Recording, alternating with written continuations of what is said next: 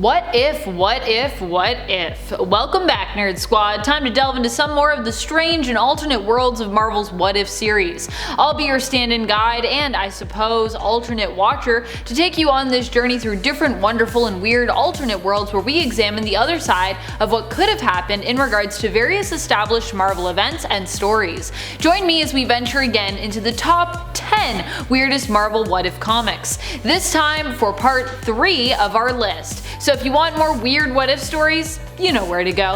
And before we get started, we also just wanted to share our excitement for the return of Landon Production. Check out this clip to see what it's all about. Is the Canada Goose gonna take it on? Holy I'm on top like I'm goddamn Mario, right? I'm just Not today! Maybe tomorrow! Okay, is this real life right now? If you like that, be sure to visit the channel and smash that sub if you haven't already. Alright, now, let's get counting. Number 10. What if the leader decided to buy a hat? This is a short one, but a great one. It comes to us from one of the comedic issues of What If in the '89 series. It's just a panel featuring a what if story where the leader buys a hat. Of course, because it is a comedy issue, the leader buys the most ridiculous hat there is. Technically, 2 hats. Propeller hats. I just love his super serious face. This one literally made me laugh out loud. Number 9.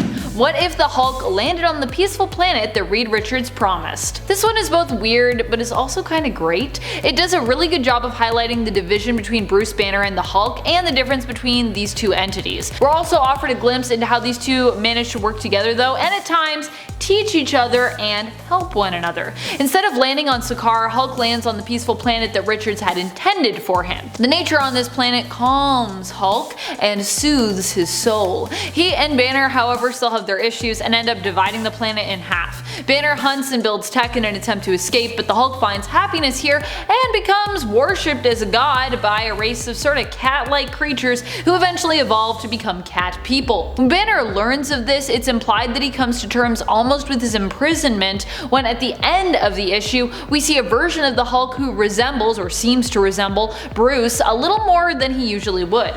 Hulk continues to protect the cat people from, well, giant alien snakes? I don't think they were always alien snakes, but that's definitely what they evolved into. Number 8. What if the X-Men had stayed in Asgard? This is an interesting story. Here we see the X-Men split as they decide whether or not to stay in Asgard. Those that would leave are permitted to do so, but those who would stay, like Storm, Magik, Wolfsbane, Karma, Cannonball, Rogue, Nightcrawler, and Cypher, are permitted to do so, to the point that there is actually no New Mutants team in Midgard any longer. Instead, we would have had a new X-Men team and basically no New Mutants, with those who stayed in Asgard finding a different kind of happiness there until they're forced to acknowledge that all of this was somewhat of a sham.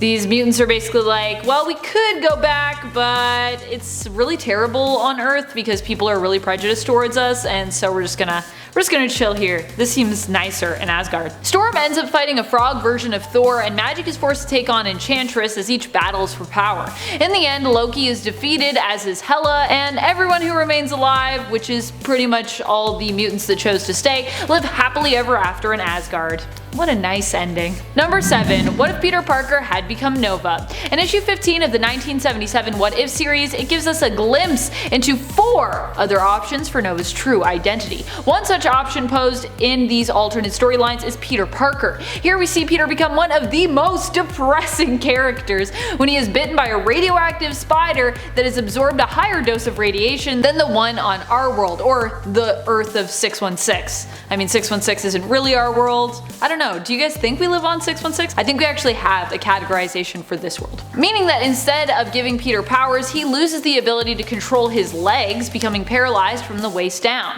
The shock of this accident also kills Aunt May, and Peter basically becomes the biggest sourpuss, blaming himself for everything, including the death of his aunt, and pushing everyone away from him. He refuses even to enjoy Festival Eve. Come on, Peter, everyone enjoys Festival Eve. What is Festival Eve, though? In the end, an Emerald Ray grants him the powers of Nova, healing him. Amazed, he immediately heads to his uncle for advice and interrupts a burglar breaking into his Uncle Ben's home. He kills the burglar accidentally while attempting to protect his uncle, and only becomes more depressed at the fact that he killed someone, refusing to be Nova, and once again blaming himself for pretty much every tragedy he has suffered or encountered in his life. This is very harsh, Peter. Like, I know Peter is normally a character who beats himself up a lot, but this is a lot even for Peter Parker. Number 6. What if the Fantastic Four had different superpowers? And kind of random ones at that, although they are explained as to why they make sense. But anyways, we'll get to that in a second. One of the weirdest of these powers being Reed Richards' powers. Each of their transformations in the story just draw more inspiration from their own personality itself, which is why everything is so strange, which means in this scenario that Reed becomes just a floating disembodied brain with telepathic abilities. He goes by the name of Big Brain and travels throughout the Baxter Building, or its alternate reality equivalent, via a network of tubes that the FF had installed. Here, Susan Storm gains powers which allow her to stretch, basically like Mr. Fantastic would have had. Johnny Storm becomes Mandroid, he's a robot, and Ben Grimm becomes Dragonfly. He's got wings. They look like dragon wings. The whole feel for me is more comparable to the awesome strangeness that is DC's Doom Patrol in this issue, which I don't hate because I like Doom Patrol. What if the Punisher was a stern yet fatherly type? I feel like it's more gentle, but it's the Punisher, so apparently it's hardcore. This is a little one-page story from What If, but I just enjoy it too much, so I had to share it with you. It shows us a very different kind of Punisher, a less grizzled and frightening Frank Castle, and much more disappointed in you guilt-trip dad version of the anti-hero instead. Still, people telling you that they are disappointed in you, it really sucks. So I can almost imagine this version of Frank as being actually pretty successful, especially given how fragile the egos and emotional states of most villains are. I feel like that punishment that Galactus is given in this story looks also impressively challenging given how large Galactus is and how tiny that piece of chalk is that he has to write with. It makes me think of just metal on a chalkboard, which is I just got chills up my spine thinking of it, both while I was writing this and actually just now as I was saying this.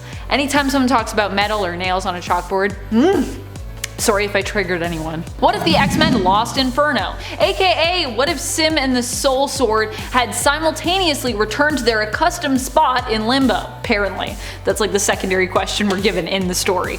In this issue, we learn what would have happened if the X-Men lost to Madeline Pryor. In this alternate reality, Sim and Maddie end up as kind of a power couple for a time, with Wolverine as their villainous pet, whom they feed human babies to, which a feral Logan apparently devours with glee.